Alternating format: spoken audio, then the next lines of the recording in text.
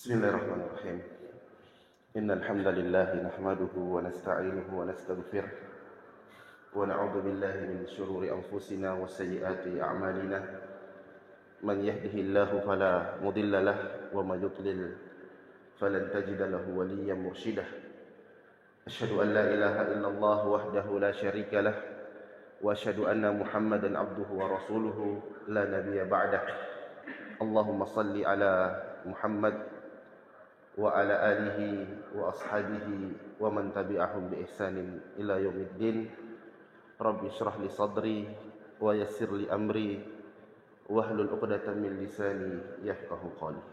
Bapak, Ibu, saudara-saudari sekalian, Assalamualaikum warahmatullahi wabarakatuh. Alhamdulillah, di subuh hari ini Allah Subhanahu wa taala mempertemukan kembali kita di kajian subuh, ya, seperti sebagaimana kata Pak Haji Zakaria tadi, sudah libur, ya, kurang lebih hampir 3 bulan, mungkin karena musim haji, ya. Dan alhamdulillah Allah berikan kesempatan pada kita hari ini untuk kembali mempelajari, ya, ayat-ayat Al-Quran dan hadis-hadis Nabi Sallallahu Alaihi Wasallam.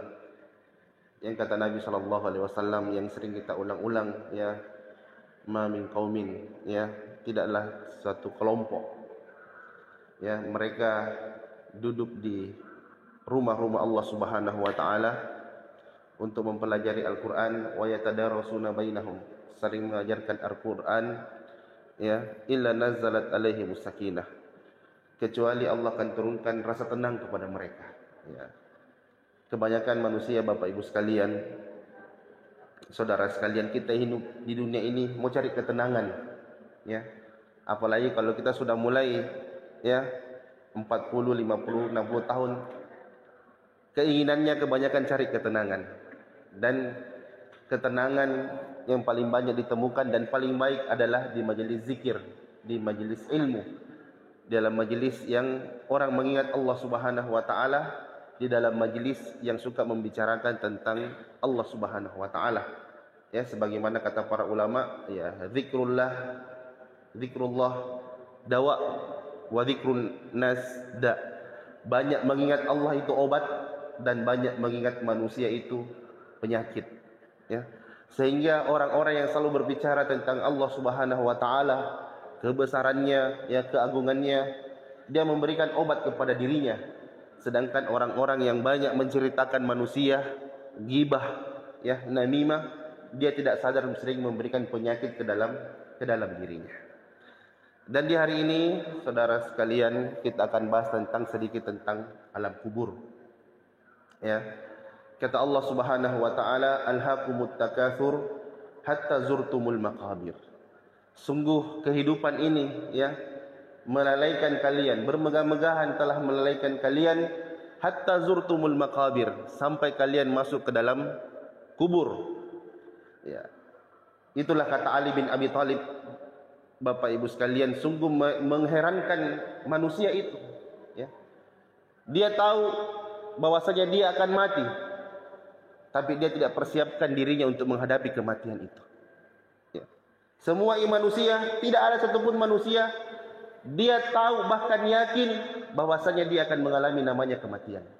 Mau dia beragama atau dia tidak beragama, mau dia beriman kepada Allah ataupun dia kafir kepada Allah Subhanahu wa taala, mereka tahu bahwasanya mereka dan kita semua ini akan mati, tapi kebanyakan manusia tidak mempersiapkan dirinya untuk menghadapi kematian itu. Dan kita tahu, jamaah sekalian, ya, kubur ini atau diistilahkan dalam, ya, syariat sebagai alam barzakh. Barzakh dalam bahasa Arab berarti perantara, ya. Jadi kenapa disebut alam kubur? Karena kebanyakan orang mati itu dikubur, tapi tidak semua orang mati itu meninggal di kubur, ya. Ada yang meninggal di pesawat, meledak pesawatnya, ya, tidak dikubur. Ada juga orang yang meninggal dibakar jasadnya, ya. Dalam keyakinan, ya, orang-orang di luar Islam, sebagian kalau meninggal dikubur jasadnya, dibakar jasadnya, lalu dibuang di lautan. Ada juga kasih makan burung-burung, ya. Sebagian orang-orang di luar negeri sana, kalau meninggal jasadnya dibawa ke atas gunung lalu dimakan oleh hewan-hewan, ya. Sebagian lagi meninggal di lautan, ya, dimakan oleh ikan-ikan sehingga jasadnya tidak dikubur, ya. Namun dalam syariat ini, ya, tidak ada satupun orang yang meninggal dunia kecuali dia pasti akan menuju alam barzakh, perantara dunia dan akhirat. Pasti dia akan ke sana. Adapun alam kubur, ya disebutkan alam kubur karena kebanyakan manusia itu dikuburkan ketika dia meninggal dunia. Sehingga Bapak Ibu sekalian, tidak benar dalam kehidupan kita ini, ya ada orang mati dijeki, itu rohnya gentayangan. Dia cari siapa yang bunuh, ya. Seperti waktu saya kecil dulu ada film Si Manis Jembatan Ancol. Ya. Itu banyak hantu penasaran, ada yang diperkosa, dia cari siapa yang perkosa dia. Ya, ada yang ditabrak, dia cari siapa yang tabrak dia. Dia mau tuntut, ya. Ini tidak benar, pendangkalan akidah. Merusak akidah kaum muslimin, ya. Ada juga biasa bilang, ya, ini ceramah takziah. Saya sering dengar. Bilang orang kalau meninggal dunia mesti tinggal di rumahnya 40 hari. Tidak, Bapak Ibu sekalian, ya. Tidak ada satupun dalil yang menunjukkan bahwasanya ada orang meninggal dunia lalu dia masih tinggal di rumahnya 40 hari. Ya, karena dalam syariat kita, dalam ilmu tauhid, ya, kita tidak boleh berbicara tentang hal yang gaib kecuali ada dari Al-Qur'an dan hadis Nabi SAW menjelaskan hal tersebut. Kalau tidak pasti kita mengarang-arang. Dari mana kita tahu? Siapa yang melihat ada orang sudah meninggal tinggal di rumahnya 40 hari? Ya, ini tidak benar. Kenapa? Karena orang yang sudah meninggal dunia dua saja. Kalau dia tidak mendapatkan nikmat kubur, dia pasti akan mendapatkan azab kubur. Ya, sehingga tidak perlu kita takut ada hantu gentayangan. Tidak ada. Kalau parakan mungkin banyak, parakan doe, ya mungkin, ya dan sebagainya. Tapi Bapak Ibu sekalian, tapi orang yang sudah meninggal dunia tidak mungkin kembali ke dunia ini. Dia sudah berpindah alam, namanya alam barzakh. Ya, tidak ada. Ya, pernah saya menginap di hotel di Jakarta, hotel bintang 5. Tapi akhirnya kita buka-buka berita tentang itu hotel, teman, ternyata ada orang meninggal di hotel ini. Dan pas kamar yang kita tempati, kamarnya orang pernah meninggal di situ. Dibunuh lagi.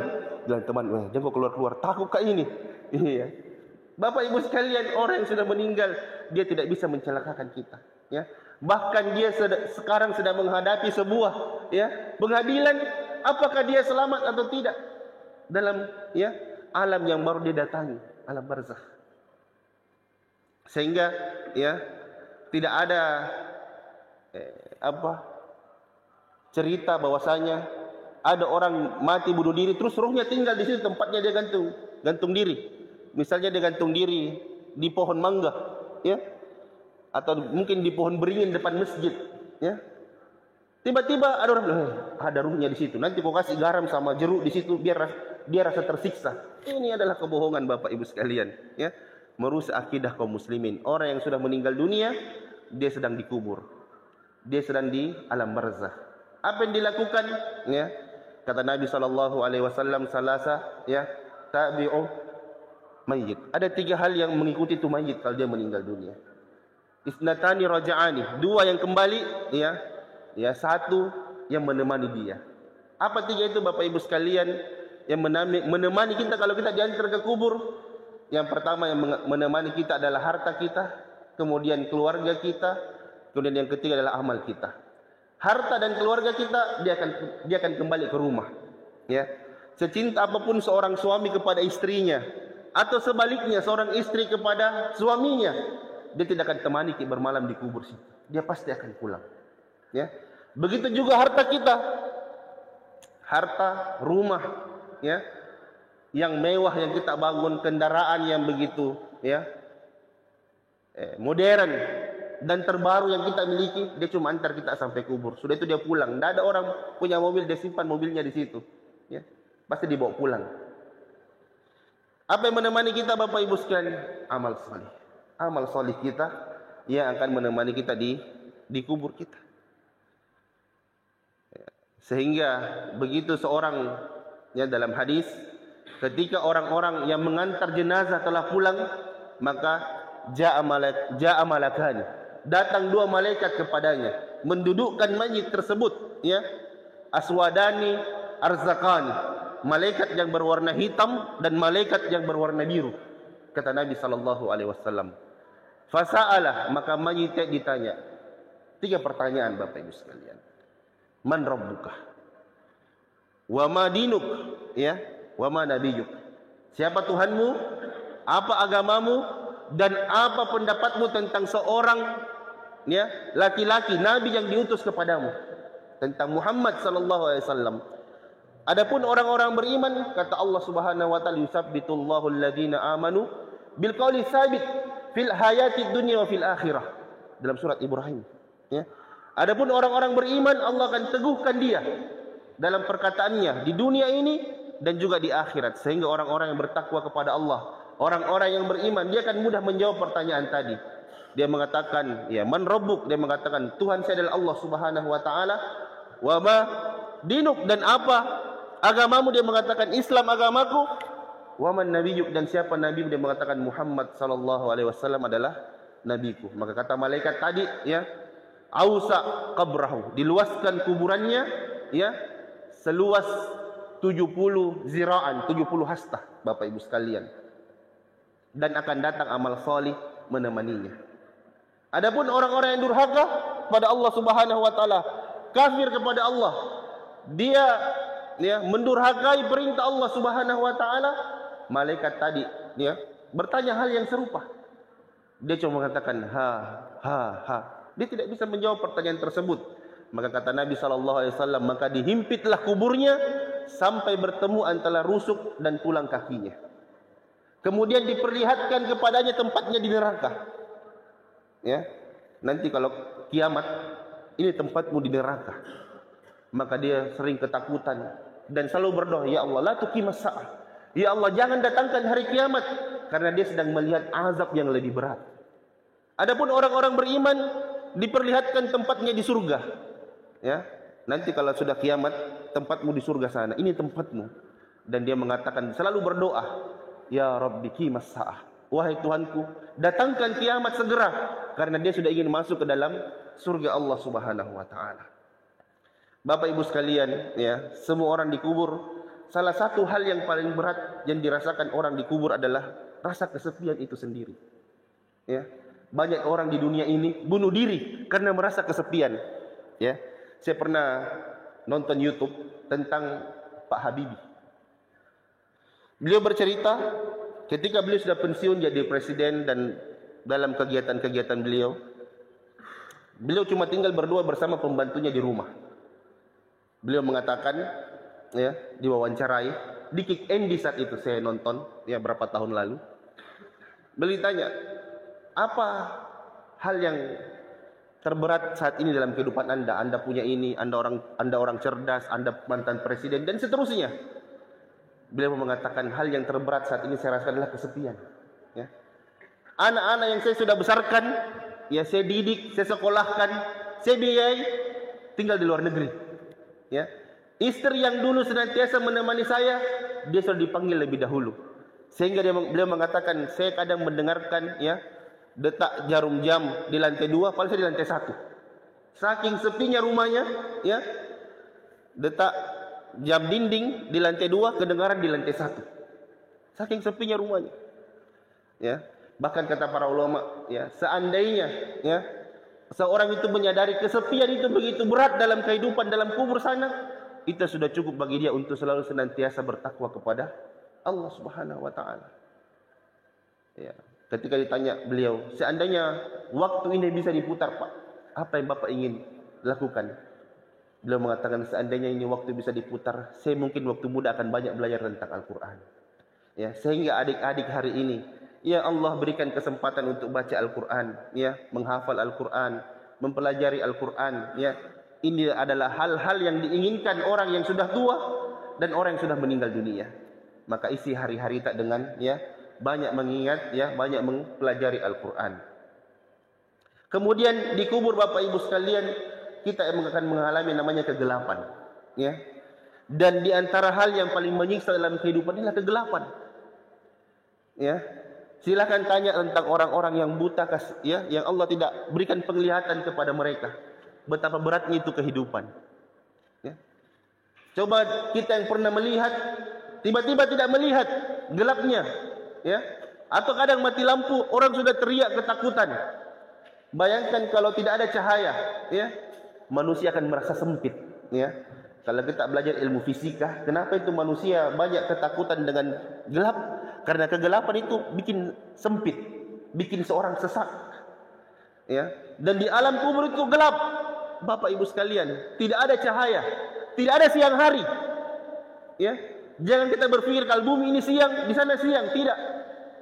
Di sana cuma ada kegelapan atau cahaya yang Allah berikan kepada orang yang bertakwa, orang yang beriman kepadanya. Tidak ada siang hari, tidak ada matahari terbit, tidak ada matahari terbenam. Yang ada cuma kegelapan. Lalu apa yang akan menerangi kuburnya orang tersebut? Kata para ulama, ada 4 hal yang akan menerangi kubur seseorang. Yang pertama adalah salat. Kata Nabi SAW, ya, as-salatu nur. Salat itu adalah cahaya. Bapak Ibu sekalian, ya, tidak ada hal yang paling memberikan banyak cahaya kepada seseorang di hari kiamat dan di alam kuburnya kecuali salatnya. Dan tidak ada hal yang paling menggembirakan bagi seorang mukmin kecuali mereka yang suka menjaga salatnya. Dia jaga salat 5 waktunya di masjid, ya.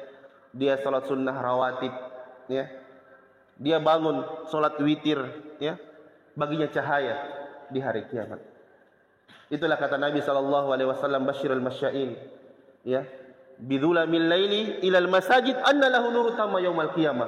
Berikan kabar gembira bagi orang-orang yang berjalan ke masjid di gelapnya malam. Anna lahu nuru tamma yaumal qiyamah. Bagi mereka cahaya yang sempurna di hari kiamat, ya. Kalau kita tinggal di kota mungkin terang jalan, ya, apalagi tinggal di Panakukang, terang, hampir semua terang. Ya. Tapi mereka yang sudah mulai tinggal di pinggir kota, berjalan di kegelapan malam menuju masjid, ini berat Bapak Ibu sekalian. Tidak semua orang bisa, ya. Apalagi orang-orang yang mendapati hidup di tahun 70, di tahun 60, di tahun 80, bahkan di tahun 90 pun jalanan itu masih banyak gelap. Tapi mereka konsisten ke masjid untuk sujud kepada Allah Subhanahu wa taala. Ya, salat Isya, ya, maghrib sudah mulai gelap. Ya, jangankan dulu, hari ini saja kalau kita ke kampung, ya, itu gelap. Maghrib, kalau kita jalan kaki orang bawa senter untuk ke masjid, ya. Itulah Allah Subhanahu wa taala janjikan bagi mereka, annalahu nuru tamma yaumal qiyamah. Bagi mereka cahaya yang sempurna di hari kiamat. Kenapa Bapak Ibu sekalian?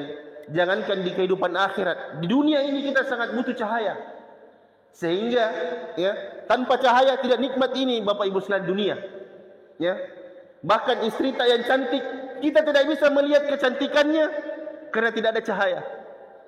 Ya, bahkan rumah tak yang begitu mewah, kita tidak bisa menikmati mewahnya. Ya, bahkan masjid kita ini yang nyaman, kita tidak bisa menikmati kenyamanannya tanpa cahaya. Ya, dan ada orang-orang Bapak Ibu sekalian yang Allah berikan cahaya pada wajahnya di dunia ini. Dilihat, Masya Allah, senang. Wajahnya bercahaya. Karena apa? Min asaris sujud. Karena tampak bekas-bekas sujud, bekas-bekas solat pada wajahnya. Sehingga kalau Bapak Ibu sekalian ketemu orang yang rajin solat, beda dengan ketemu dengan orang yang malas solat. Ya. Coba kalau sering ketemu dengan orang yang rajin solat dan orang yang malas solat, itu sangat berbeda wajahnya. Karena Allah berikan cahaya pada orang-orang yang mendirikan salat. Kemudian amal soleh yang kedua apa Bapak Ibu sekalian? Sedekah. Ya, Abdullah bin Mubarak pernah menceritakan kisah tentang seorang yang sangat pelit dalam kehidupannya. Suatu ketika orang yang sangat pelit ini bertengkar dengan istrinya. Istrinya menyiapkan roti kering untuknya, maka suaminya lempar itu roti kering keluar jendela. Dia bilang, apa kau ini? Ya, masa kau siapkan saya roti kering? Ketika dia lempar roti kering itu, ya, ternyata di luar sana ada orang yang mengambil roti kering itu dan memakannya karena dia kelaparan. Kemudian orang yang pelit tadi ini dan suka marah kepada istrinya, dia pergi ke kebunnya. Sesampai di kebunnya ternyata dia jatuh ke dalam lubang, ya, yang digali dan tidak ada orang bisa mengeluarkan dia. Akhirnya dia karena keletihan mau keluar, dia tertidur dan dia bermimpi. Di dalam mimpinya setiap kali, ya, dia ingin keluar dari lubang itu, ada orang yang ingin memukulnya dengan besi. Maka tiba-tiba ada roti yang menghalangi pukulan besi tadi. Dipukul lagi dengan besi. Maka roti tadi tetap menghalangi dia dengan roti menghalangi besi tadi tersebut. Sampai akhirnya ada orang menemukan dia di lubang tersebut dan dia dikeluarkan. Maka dia bercerita, saya tertidur di lubang itu dan saya bermimpi. Saya ingin dipukul besi berkali-kali. Dan ternyata ada sepotong roti yang suka menghalangi besi tersebut. Dan istrinya mengatakan, roti yang kau lempar berapa hari lalu, itu dimakan oleh orang kelaparan, dan roti telah menghalangimu dari siksa kubur tadi yang engkau mimpikan. Sehingga Bapak Ibu sekalian, sedekah ini adalah satu hal yang sangat penting untuk kita di dunia ini dan juga di akhirat. Di dunia ini apa gunanya sedekah? Melapangkan hatinya kita, Bapak Ibu sekalian. Melapangkan urusannya kita, Ada hal-hal yang sulit dalam urusan kita, kita sedekah, Allah berikan kelapangan. Mungkin tidak langsung selesai urusan kita, tapi Allah berikan ketenangan, Allah berikan kelapangan sehingga kita mudah menemukan jalan keluar. Begitu juga di akhirat, kata Allah Subhanahu wa taala dalam surah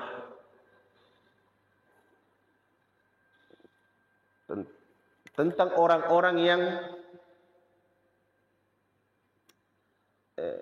tidak ingin mensedekahkan hartanya. Ya ayyuhalladzina amanu.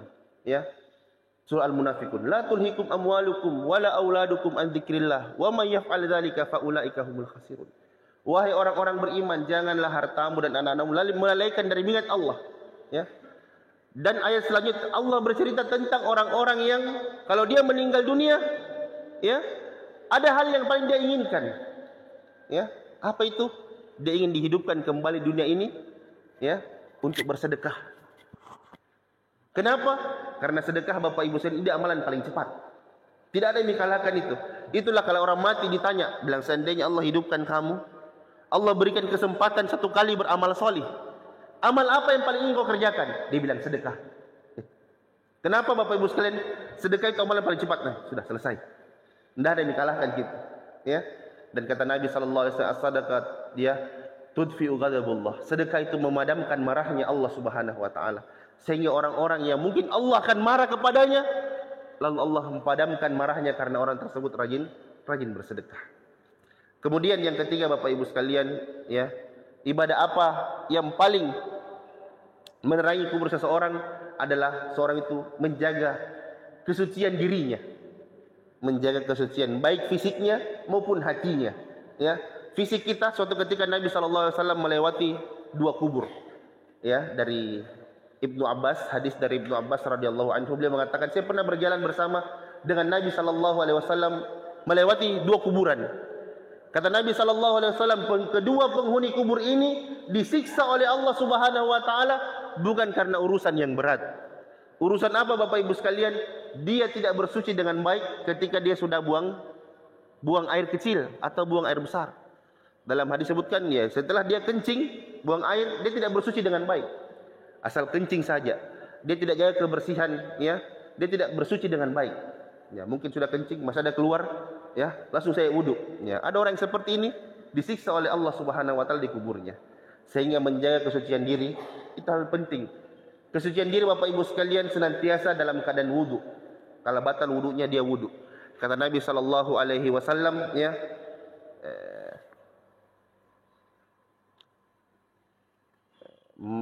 siapa yang man hafadzal wudu fahuwa mu'min. Siapa yang suka menjaga wudunya, maka dia adalah orang-orang yang beriman, Dan menjaga wudu ini Bapak Ibu sekalian, bukan hal yang mudah. Tapi saya juga sering mendapati beberapa teman-teman saya, dia adalah orang yang suka jaga wudunya. Batal wudunya dia wudu lagi. Batal wudunya dia wudu lagi. Kenapa? Orang yang seperti ini Bapak Ibu sekalian, dia senantiasa dalam keadaan suci dan senantiasa mempersiapkan dirinya bertemu dengan Allah Subhanahu wa taala karena senantiasa dalam keadaan suci. Yang kedua, kesucian hatinya. Banyak orang yang suka mengotori hatinya. Mengotori hatinya, dia banyak bercerita tentang orang lain. Kalau kita buka tentang kebiasaan orang-orang sukses di dunia ini, orang sukses katanya dia suka berbicara tentang dirinya. Adapun orang-orang gagal dia suka cerita tentang orang lain. Dia suka ghibah, fulan. Tidak ada habisnya mulutnya menceritakan keburukan orang lain, ya. Adapun keburukannya dia tidak pernah tahu dan dia tidak pernah lihat. Tapi adapun orang-orang yang menjaga kesucian hatinya, ya, dia suka bercerita tentang kekurangan dirinya dan apa yang harus dia perbaiki dari dirinya. Kemudian terakhir, Bapak Ibu sekalian dirahmati Allah Subhanahu wa taala, ya. Utsman ibni Affan radhiyallahu anhu kalau bercerita tentang kubur beliau suka sedih. Ditanya, "Wahai Utsman, orang kalau cerita tentang kubur kok suka sedih? Tapi kalau cerita neraka biasa-biasa saja." Kata Utsman, ya, itu kubur pintunya akhirat. Idza najahtal fil kubur, najahta fil akhirah. Kalau kau berhasil di kubur, maka kau akan berhasil di akhirat. Tapi kalau di kubur kau sengsara, maka di akhirat pasti kau juga sengsara. Dan Bapak Ibu sekalian, ya, ada sebuah doa yang Nabi sallallahu alaihi wasallam ajarkan kepada kita sebelum salam, ya. Kata Aisyah radhiyallahu anha, tidaklah seorang membaca doa ini, ya. Tidaklah Nabi sallallahu alaihi wasallam tidak pernah meninggalkan doa ini dalam salat beliau, dalam tahiyat beliau sebelum salam. Selalu dibaca oleh Nabi sallallahu alaihi wasallam. Salah satunya tujuannya untuk terhindar dari azab kubur, ya. Bapak Ibu sekalian, sebelum salam itu kita bisa tambah doa. Tambah tapi bahasa Arab, ya. Dan salah satu doa yang ditambah oleh Nabi sallallahu alaihi wasallam adalah Allahumma inni a'udzubika min adzabi jahannam. Ya Allah, saya berlindung kepadamu dari azab jahannam, siksa jahannam, siksa neraka, wa adzabil qabr, dan siksa kubur, wa min fitnatil mahyai wal mamati, wa min syarri fitnatil masihid dajjal. Dan saya berlindung kepadamu dari fitnah kehidupan, fitnah kematian, dan saya berlindung kepadamu dari fitnahnya dajjal. Ya, ada 5 perkara yang Nabi sallallahu alaihi wasallam senantiasa minta di dalam, ya, tahiyat beliau sebelum salam. Ya. Ada yang mau tambah doa lain boleh, tapi di antara doa amalan untuk menghindarkan seseorang dari azab kubur adalah senantiasa berdoa sebelum salam. Dan Bapak Ibu sekalian, Nabi sallallahu alaihi wasallam pernah ditanya, ayun naz, manusia apa yang paling cerdas? Kata Nabi sallallahu alaihi wasallam, manusia yang paling cerdas adalah, ya, yang banyak mengingat kematian dan mempersiapkan dirinya untuk menghadapi kematian. Bapak Ibu sekalian, ya, kubur ini adalah, ya, tempat yang pasti kita datangi. Alhamdulillah kita sudah persiapkan diri kita dengan baik, datang ke masjid, membaca Al-Qur'an, banyak sedekah, banyak berdoa, ya. Dan semoga semua itu Allah Subhanahu wa taala terima. Dan terakhir dari semua itu adalah kita senantiasa berdoa, ya Allahumma taqabbal minna innaka antas samiul alim. Ya Allah, terima amal saleh kami, ya, Engkau yang Maha mendengar dan lagi Maha mengetahui. Sehingga setiap selesai salat kita berdoa juga agar Allah Subhanahu wa taala menerima amal-amal saleh kita dan Allah memberikan kemudahan kita nanti di kubur kelak. Demikianlah Bapak Ibu sekalian, karena sudah jam 6, ya, sudah setengah jam. Aqulu qouli hadza wa astaghfirullah li wa lakum min kulli dzamb innahu huwal ghafurur rahim. Summa assalamu alaikum warahmatullahi wabarakatuh.